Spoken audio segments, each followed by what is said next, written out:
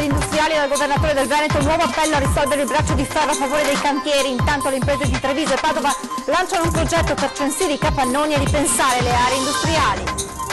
L'annuncio di Electrolux a Susegana, piano da 130 milioni per una completa ristrutturazione della fabbrica che sarà automatizzata, ma secondo i vertici non inciderà sui posti di lavoro. Nuova bufera sull'ex assessore del PD a Montebelluna Tiziana Favero. Dopo il post contro gli spari e leghisti alla Zanzara, la donna spiega era una battuta ma rincara la dose, vive in una città irrespirabile tra razzismo e ignoranza. Terminata nella tarda serata di ieri l'autopsia sul primo dei fratelli Rigon, trovati morti nella loro casa d'Arcella. Sul corpo di Pier Matteo 20 ferite concentrate su collo e gambe. Maxi rissa tra giovanissimi mercoledì sera durante la festa patronale di Spinea, feriti 2 bengalesi, 4 aggressori identificati, tra questi un minorenne. 8 marzo in piazza Padova, corteo per lo sciopero generale delle donne in vista di un sabato ad alta tensione in città dove è prevista una manifestazione dei gruppi anti-abortisti. Andrà l'attrice inglese Julie Andrews il prossimo Leone d'Oro alla carriera alla Mostra del Cinema di Venezia, da Mary Poppins a Victor Vittorio, una carriera sul filo del canto e della commedia. Buonasera e ben ritrovati con l'edizione del Veneto dei nostri telegiornali. Il tema della TAV in primo piano, dunque questione che sta mettendo in crisi il governo, perché oggi è stata chiara la posizione presa dagli industriali di Padova e Treviso sulla prosecuzione dei cantieri in Val di Susa. Anche dagli industriali del Veneto si leva forte la voce perché non si fermi la TAV. Semplice quanto chiara la posizione espressa oggi dalla presidente vicaria di Un'Industria Veneto Centro. Gli investimenti comunque si fanno su un medio-lungo termine, perciò se sono stati cantierati effettivamente vanno avanti, noi non fermiamo, non siamo quelli. Una posizione critica su un tema di rottura come un governo che secondo la presidente vicaria manca in genere di visione a lungo termine. Oggi assistiamo più a uno scambio, cioè io ti do questo, tu mi dai quest'altro, ma il progetto che noi abbiamo lanciato oggi che valenza ha? Quello di avere un orizzonte temporale e di avere una visione, cosa che noi oggi non vediamo nel nostro Paese. Il progetto in questione invece vuole impostare il Veneto dei prossimi 20 anni, partendo dalla crisi del 2008, che ha chiuso aziende e svuotato capannoni. Il Veneto è dopo la Lombardia la regione più cementizzata d'Italia, 92.000 capannoni, di cui il 35%, ovvero 32.000, solo tra Padova e Treviso, uno ogni 35 abitanti. Di questi almeno 11.000 sono chiusi o inutilizzabili, con pericolo che vengano riempiti legalmente, come è già capitato, di rifiuti tossici. Per questo è stato sottoscritto da Associazione Pubbliche Amministrazioni l'iniziativa per censire ogni struttura industriale presente nelle due province. Verranno rilevati luogo, età e servizi collegati, quale riconversione sia possibile per un capannone o addirittura se un'intera area industriale abbia ancora un senso di esistere. E tutto questo attraverso la raccolta dati da diverse fonti, tutti con un unico archivio. Questo grande database che permetterà a tutti di avere dati omogenei e perciò sia le amministrazioni pubbliche in generale sia gli imprenditori. Questi dati omogenei ci permetteranno poi di pianificare tutti insieme, ognuno col proprio ruolo ovviamente, quello che è il domani, il futuro del nostro territorio. E di TAV ha parlato anche il governatore del Veneto Luca Zaia, che naturalmente ha parlato anche di autonomia.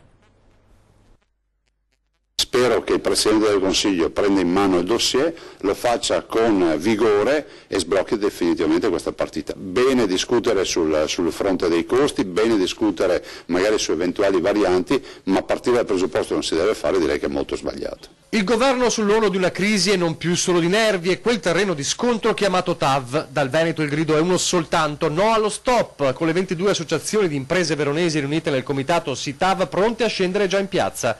Ma da Roma i segnali di distensione non ci sono. Luigi Di Maio a Palazzo Chigi rincara la dose. Il responsabile da parte della Lega dice oggi agitare lo spettro della crisi di governo, per di più per un punto, quello della ridiscussione della TAV dopo l'analisi costi-benefici prevista dal contratto di governo. Cosa poteva accadere se avessi messo in discussione la legittima difesa, che non ho fatto e non farò, nel contratto di governo? Se avessi messo in discussione il decreto sicurezza. Ma da Palazzo Balbi il giudizio è uno solo. Quindi non esiste il sentiment anti-TAV, noi difendiamo fino in fondo questa infrastruttura, siamo convinti che non sia solo un aspetto di modernità ma anche di visione rispetto agli itinerari europei, itinerari internazionali dai quali Veneto non può restare tagliato fuori. Intanto Zaia torna a parlare di autonomia e lo fa dopo che ieri a Roma ha incrociato il rivale di queste settimane, il governatore campano Vincenzo De Luca, un incontro distensivo anche visivamente, ma non solo. Se lo stesso De Luca oggi dice va bene l'autonomia, ci sono tante cose che possiamo decentrare e semplificare, accettiamo la sfida dell'efficienza e del rigore amministrativo. Braccetto in Veneto è una roba esagerata e anche pericolosa. Direi invece che De Luca ha espresso disponibilità e volontà di portare l'autonomia in Campania, che è esattamente la visione che abbiamo noi. Il fatto che anche la Campania desideri iniziare questo percorso di autonomia che è responsabilità significa che la visione del futuro è la visione di un paese federale. E di autonomia se ne è parlato anche a Udine in un incontro organizzato da Patto per l'Autonomia Friuli Venezia Giulia, a cui ha partecipato anche Patto per l'Autonomia Veneto, al centro appunto l'iter che è in corso a Roma. L'ex sede della provincia di Udine, Palazzo Belgrado, ha ospitato una tavola rotonda sui temi dell'autonomia e della sussidiarietà organizzata da Patto per l'Autonomia, movimento politico nato in Friuli e che da pochi mesi ha visto la luce anche in Veneto. Oggi siamo qui per sancire l'amicizia e l'alleanza con il Patto per l'Autonomia del Friuli che ha rotto il ghiaccio di questo tipo di movimenti, perché noi siamo fortemente europeisti, fortemente identitari, ciascuno padrone a casa sua, ma tutti insieme ci diamo una mano. Al centro naturalmente il tema caldo di questi ultimi mesi, quello appunto dell'autonomia, i cui iter continuano senza ostacoli a Roma. La sussidiarietà, cioè poter decidere ognuno a casa sua tutto ciò che è possibile, è meglio, perché se le decisioni vengono prese vicino al territorio sono più produttive e più coerenti. Non si può dire che la cultura di un friulano sia uguale a quella di un emiliano o di un siciliano, ci sono delle differenze e vanno rispettate. Diciamo che una logica di questo tipo qua distribuisce anche la responsabilità, uno non si può lamentare se ha gestito male le sue cose. Noi veneti non ci siamo dimenticati di aver votato in una dura giornata di pioggia, di aver votato in 2.300.000 chiedendo maggiori forme di autonomia. Sembra però che da Roma non ci sentano, ecco che allora l'occasione di incontrarci e di collaborare con il Patto per l'Autonomia Friuli e gli altri movimenti autonomisti che questa sera sono presenti e con i quali si vuole continuare a collaborare, deve servire a fare massa critica, perché quella che può sembrare una strana rivendicazione delle lontane province dell'impero diventa in realtà un modo di pensare. Nuova bufera sull'ex assessore di centro-sinistra Montebelluna Tiziana Favero, dopo il post sugli spari ai leghisti alla Zanzara. La donna spiega che si è trattata di una critica ironica, ma poi rincara la dose. Io vivo in Veneto. Sì. Ok, a Montebelluna, sì, in provincia di Treviso, sì, dove i leghisti sono praticamente al 90% sì, degli elettori. Addirittura. E l'aria, cioè, per me l'aria è irrespirabile, vivere qui tra razzismo, insomma, una certa ignoranza anche molto, molto grassa, poi quando dici queste cose qua li offendi. Dal leghisti vi spara a vista alla Montebelluna carica di razzisti e ignoranti. Dalla post di Facebook alle parole in radio, Tiziana Favero non fa marcia indietro e sceglie involontariamente o meno di restare nell'occhio del ciclone. Ex assessore della giunta Puppato, candidata a sindaco alle ultime elezioni, in consiglio comunale con la lista di centro-sinistra Alternativa Giusta, che nel frattempo prende le distanze dalle sue dichiarazioni. Prima quel post che scatena la rete. Leghisti, rischiate pure che vi sparo a vista, riferito alla legittima difesa.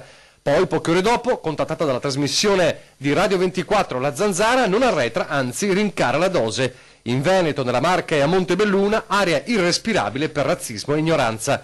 La conferma che il post incriminato è stato tolto soltanto per un motivo, non per averci ripensato. Perché l'ha cancellata allora? Se era una battuta non l'ho cancellata, l'ho oscurata perché mi arrivavano 3.000 richieste di amicizia, non capivo perché, ho capito che erano tutti leghisti che venivano da me per rompermi l'ho tolta per non avere noia. Più o meno quello che ci scrive quando le chiediamo se vuole chiarire oggi, a mente fredda. Non ho cambiato la mia opinione, scrive: se a qualcuno ha dato fastidio è esclusivamente specchio del loro linguaggio, magari capiscono quanto sia odioso leggere la violenza verbale che da anni la Lega usa. Adesso tutti si stanno scatenando per questa frase che io ho scritto, come dire, bene, leghisti del perché tanto lo sanno, cioè io non ho mai fatto mistero che non amo i leghisti. Vabbè, però leghisti del c***o, perché lei pensa che tutti i leghisti siano leghisti del c***o, non ho capito. Cioè che tutti i leghisti non siano... mi interessa quello che siano, quello che sono, insomma, per me sono... dei c***i. Sì, esattamente. E quindi basta, tutto qua. Io ho scritto, ma era una battuta, io non sono una che si perde a scrivere sulle bacheche o che guarda queste cose.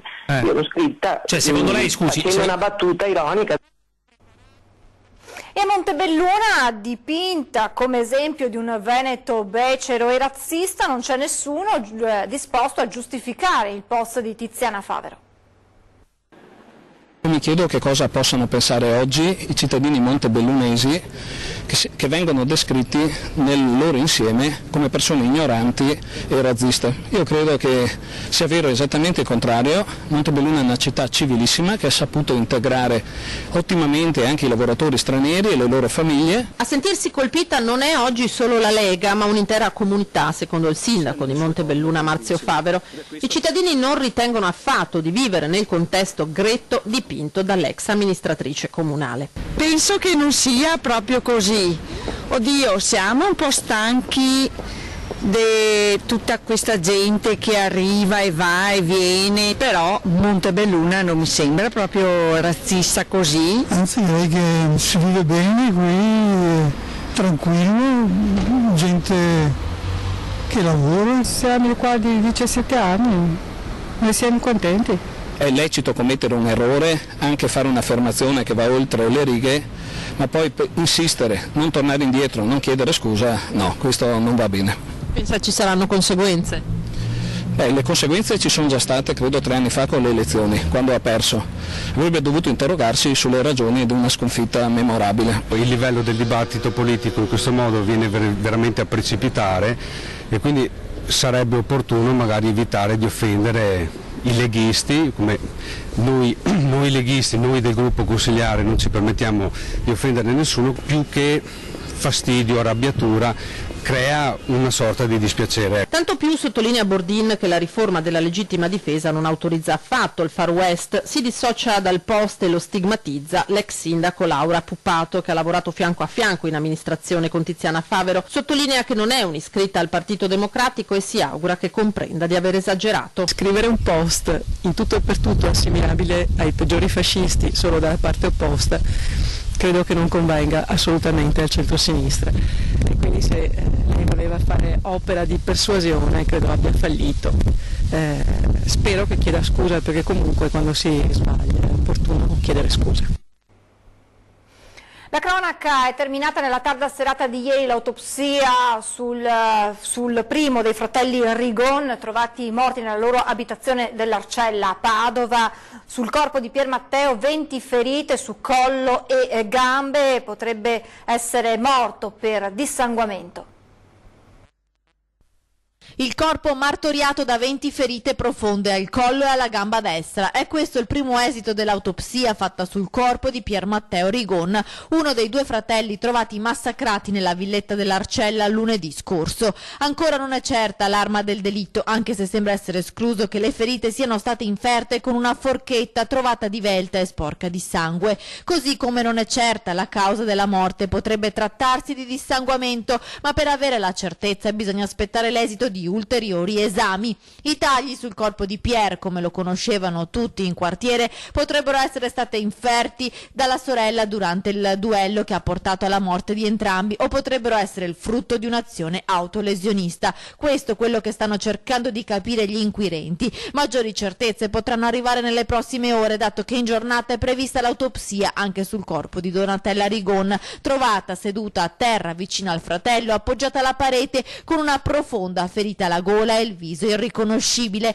Il medico legale ha fatto anche dei prelievi all'intestino di Pier Matteo per capire se l'uomo avesse ingerito parte dell'ingente quantitativo di topicida trovato nella casa di via Faggin lunedì scorso. La polizia scientifica ha repertato anche gli indumenti dell'uomo che verranno analizzati nei prossimi giorni. Accertamenti medico-legali sono in corso anche sui campioni di sangue trovato nelle pareti, imbrattate in varie parti della casa. Gli investigatori stanno cercando di dare un senso ad una strana scritta con il sangue, fatta con l'indice della mano destra da uno dei due fratelli su un muro. La parola era l'unica al momento decifrata, seguita da segni incomprensibili, forse la richiesta disperata di aiuto o di Donatella o di Pier Matteo. Maxi rissa mercoledì sera durante la festa patronale di Spinea, feriti 2 bengalesi, tra gli aggressori anche un minorenne. Per uno sguardo di troppo, mercoledì sera 2 fazioni sono state protagoniste di una maxi rissa a Spinea. Nel bel mezzo della festa patronale qui in piazza Spinea, all'improvviso 2 fazioni hanno iniziato a picchiarsi, ad avere la peggio 2 ragazzi del Bangladesh. I 2 sono rimasti a terra e soccorsi dal 118 per traumi e fratture guaribili in circa 10 giorni. Dopo gli interrogatori e le indagini, i carabinieri di Spinea hanno denunciato gli aggressori, 4 in tutto, tra cui un minorenne, per lesioni personali e violenza privata in concorso. I militari erano intervenuti per placare gli animi e mettere fine alla rissa tra i contendenti, tra lo sgomento dei presenti che si stavano godendo la festa. Penso che purtroppo questo sia lo specchio a livello sociale di un profondo disagio, non solo a livello di paese, ma che rispecchi anche c'è un problema a livello nazionale e quindi un malessere di fondo. I 2 bengalesi aggrediti non hanno facilitato le indagini dei carabinieri, forse sotto shock faticavano a parlare per paura di qualche ritorsione. Nonostante questo, i militari hanno continuato a indagare nell'ambito di eventuali ruggini tra i 2 gruppi di giovani, di estrazione sociale diversa. Da una parte 3 autoctoni, anche se uno di origine senegalese, dall'altra i bengalesi, fino a scoprire che tutto era partito da uno sguardo di troppo. È arrivata la comunicazione ufficiale della visita in Veneto, il ritorno in Veneto del Capo dello Stato Sergio Mattarella, che il prossimo 12 marzo sarà nel Bellunese, alle 10:30 sarà a Longarone per la deposizione di una corona presso il cimitero monumentale delle vittime del Vajont, a seguire alle 12 a Belluno al Teatro Comunale per una cerimonia commemorativa per ricordare la devastazione provocata dall'ondata di maltempo che a fine ottobre, inizio novembre dello scorso anno ha devastato, messo in ginocchio le montagne del Bellunese appunto. Oggi 8 marzo a Padova corteo in piazza per lo sciopero generale delle donne in vista di un sabato ad alta tensione in città dove è prevista una manifestazione dei gruppi anti-abortisti. Per tutte le lavoratrici che oggi non possono scioperare, noi siamo con voi, anche se non potete scioperare. Siamo con voi contro il ricatto del lavoro precario, siamo con voi per chiedere un reddito di autodeterminazione che sia incondizionato, che ci permetta di scegliere, che ci permetta di non subire le molestie dei nostri capi. In centinaia hanno sfilato lungo le strade di Padova cartelli colorati per chiedere la parità dei diritti, donne di ogni età, madri con figlie piccole. Per il 3° anno consecutivo il movimento non una di meno aderisce allo sciopero generale delle donne in occasione dell'8 marzo. Lo scopo è lottare attivamente contro tutte le forme di violenza e oppressione, dai femminicidi alla violenza domestica, dagli abusi e molestie alle discriminazioni fino al trattamento economico e lavorativo impari rispetto a quello maschile. Noi siamo qui in piazza per sottolineare che è di tutti il problema della violenza sulle donne, è un problema dei maschi, è un problema ad ampio raggio. Questa giornata si commenta da sola, siamo tante di età diverse che continuiamo ad aver voglia di ribadire che i diritti delle donne sono i diritti di tutti. Oggi siamo in piazza come centro antiviolenza per ricordare che in Italia e nel mondo una donna su 3 è vittima di violenza da parte di un uomo.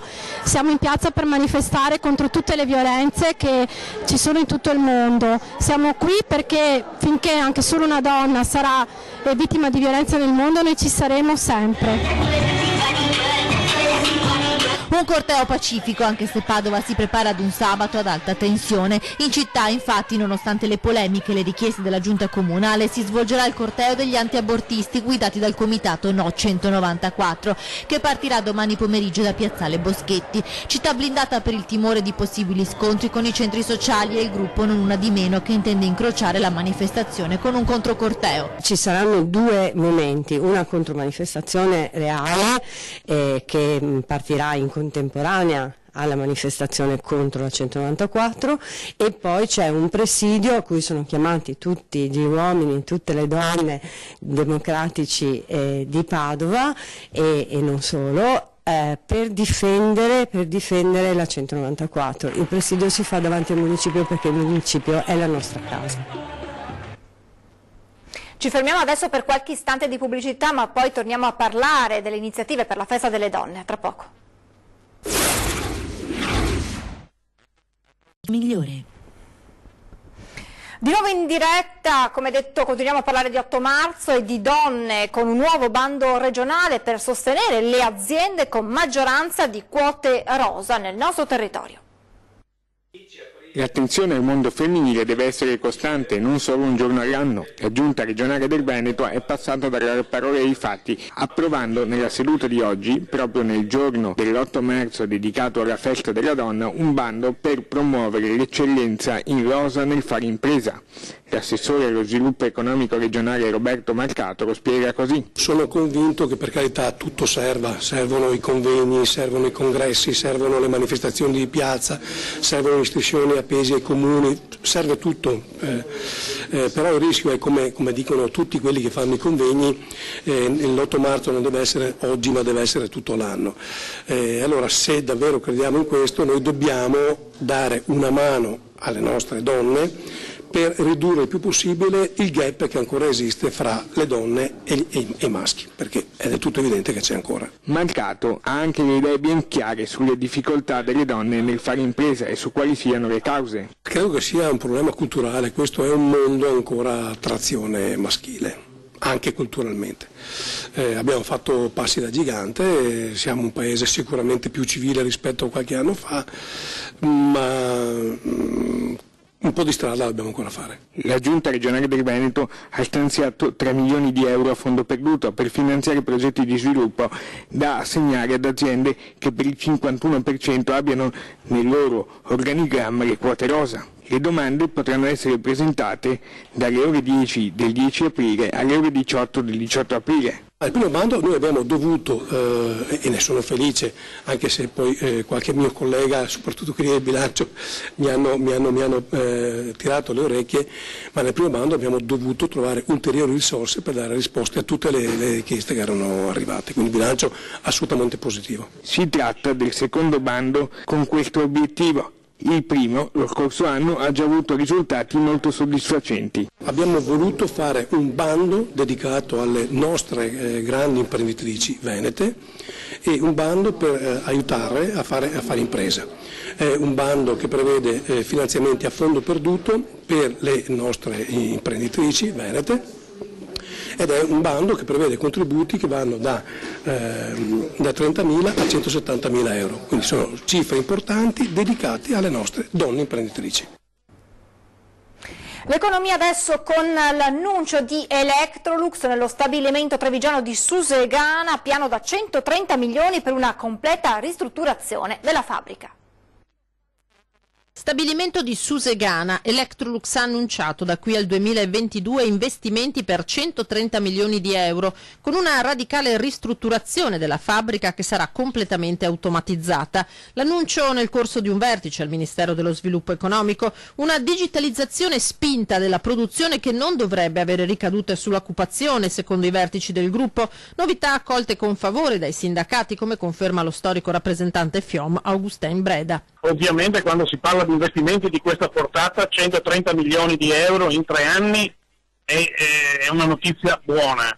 Poi dovremo capirne gli effetti occupazionali, organizzativi, digitali e tutto quello che ne consegue, compreso come questi lavoratori matureranno le competenze per lavorare in una fabbrica così altamente automatizzata, e sarà materia di trattativa e di confronto, di inizio di un confronto dal 26 marzo in poi. Automazione spesso significa riduzione dei posti di lavoro. Il gruppo svedese ha inoltre già fatto sapere di dover recuperare rapidamente gli investimenti fatti. Il punto di domanda rimane.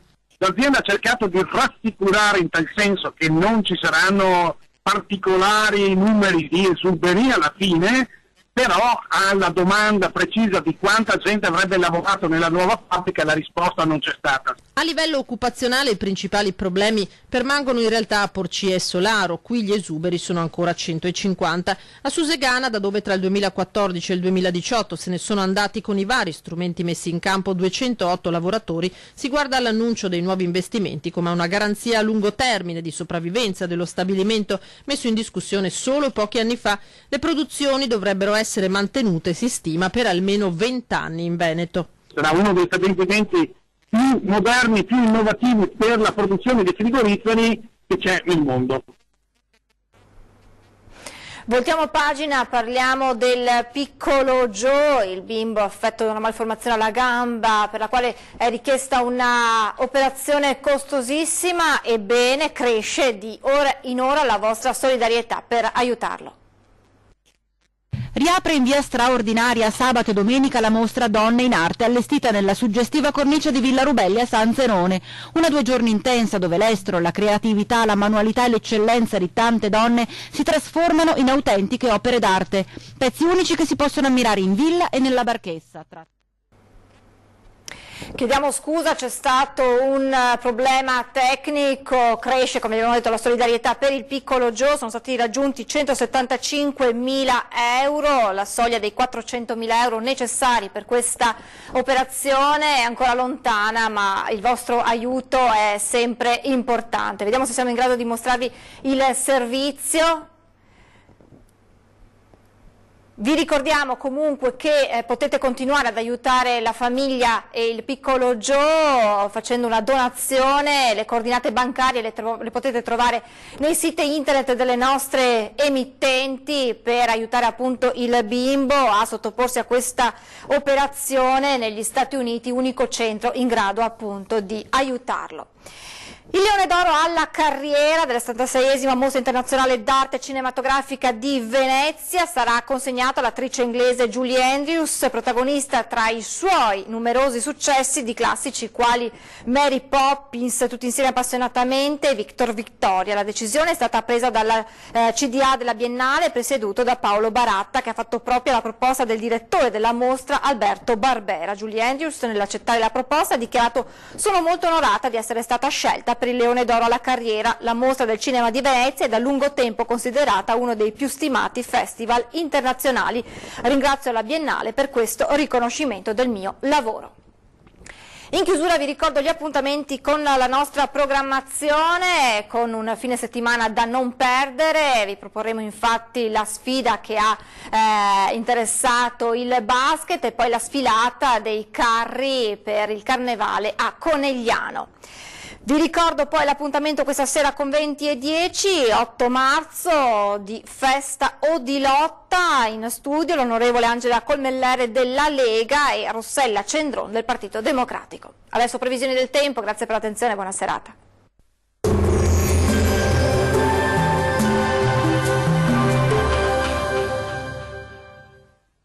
Ben ritrovati al meteo. L'alta pressione rimane ben salda sul nostro paese, il weekend si aprirà dunque all'insegna del bel tempo sul Triveneto, ma vediamo il dettaglio. Sul Veneto sarà soleggiato ovunque, il cielo infatti si presenterà poco nuvoloso, tuttavia non si esclude qualche foschia mattutina sulle pianure, ma in rapido dissolvimento col passare delle ore. Temperature minime tra 2 e 6 gradi, massime comprese invece tra 14 e 17 gradi circa. Tempo stabile anche sul Friuli Venezia Giulia, tanto sole ovunque, salvo per locali riduzioni della visibilità sui settori costieri durante la mattinata. Il cielo invece sarà al massimo poco nuvoloso altrove. Temperature minime tra 5 e 9 gradi, valori massimi oscillanti invece tra 13 e 15 gradi circa. Nessuna novità sul Trentino Alto Adige, anche qui infatti sarà uno splendido sabato caratterizzato dal sole. Su tutti i settori il cielo si presenterà al massimo con qualche nube sparsa. Temperature minime tra 2 e 3 gradi, massime comprese invece tra 14 e 15 gradi. Dal meteo di Antenna 3 per ora è tutto. Arrivederci.